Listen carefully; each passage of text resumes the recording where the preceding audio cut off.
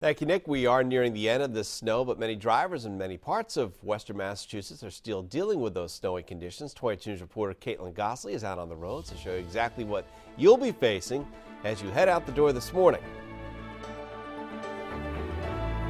Good morning to you, Rich, and you at home. We were just driving down Route 10 here in East Hampton. I'm going to jump back into the car now, safely into the passenger seat. We've found this neighborhood, as I said, just off of Route 10 in here in East Hampton. This is McKinley Avenue, and as you can see here, the roads are very snowy in these side neighborhoods, and this is really what we've been telling you about all morning long. This is where you need to use the most caution and allow extra travel time this morning.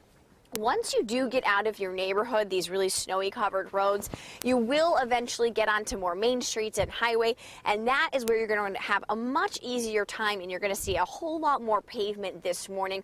There are still some concerns. I was speaking to state police earlier this morning, and they're talking about some icy patches where there's been melting and refreezing this morning and in the overnight hours. So be aware of that. Just really use some caution when you see those wet patches. And one thing that we've seen a lot of this morning when we've been out on the roads are snow-covered cars. So as you make your way out the door this morning in these snowy covered areas, be sure that you remember it is state law to clear your car off. You must wipe off the headlights and the taillights, the windshield and the rear window, as well as the hood and the roof. We have actually seen quite a few cars this morning covered in snow on the roof, so just be aware of that.